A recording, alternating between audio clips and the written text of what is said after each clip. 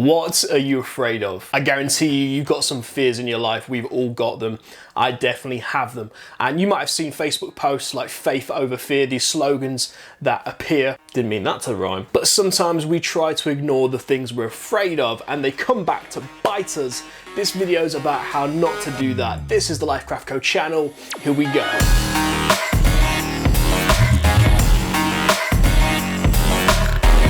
Faith over fear. I am a person of faith, but I'm not sure that faith is something that overtakes our fear sometimes. I think it's more that it carries us through our fear. That you and I have phobias. We have things that make us frightened, and you might not want to admit that. We like to put on a brave face, don't we, and pretend that everything's okay when inside we're churning away. It's like we've stepped over something and missed a step coming down the stairs, and our stomach spins and spirals, and there's butterflies, and there's stress and anxiety, and it's a horrible feeling. And these are the feelings of fear.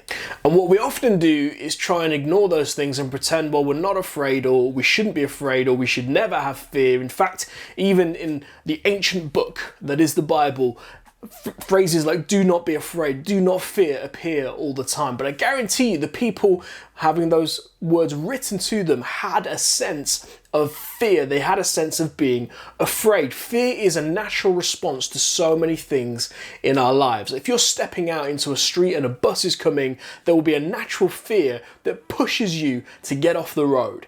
If you're walking down a dark alley and there's three people stood there with knives and a grimace on their face of anger and determination to do something harmful to you, you'd be right to be afraid. Those things are natural.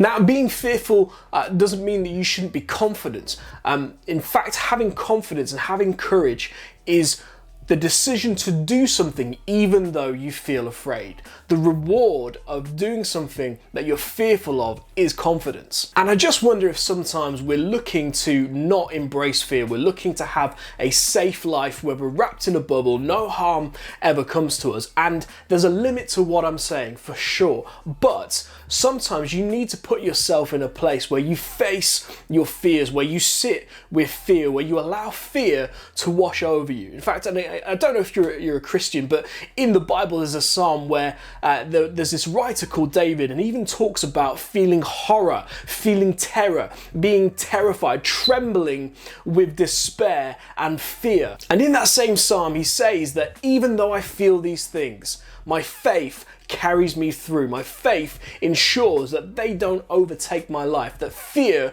doesn't control me. And so I don't think that fear should be something you ignore. Fear should be something that you bury in the sand, but something you sit with and embrace. That sometimes you've got to look at the thing you're afraid of. It might be the situation that you're in right now. It might be the things that are happening in the world that make you feel really unsettled. It might be a conflict with another person you've got going on in your life. I don't know what your fear is. It might be an irrational fear, like a fear of spiders or a fear of wasps. Actually, a fear of wasps isn't irrational. They sting, and that's horrible.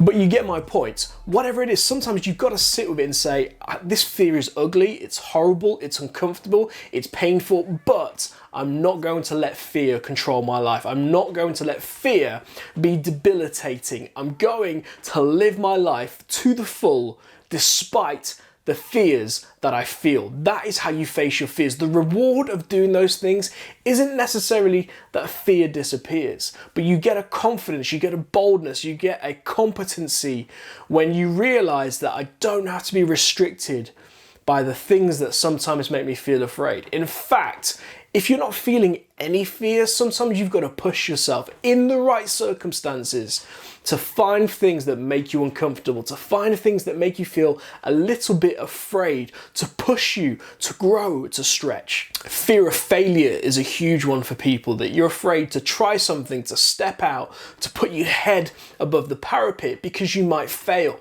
because it might be embarrassing. And do you know what? That might happen.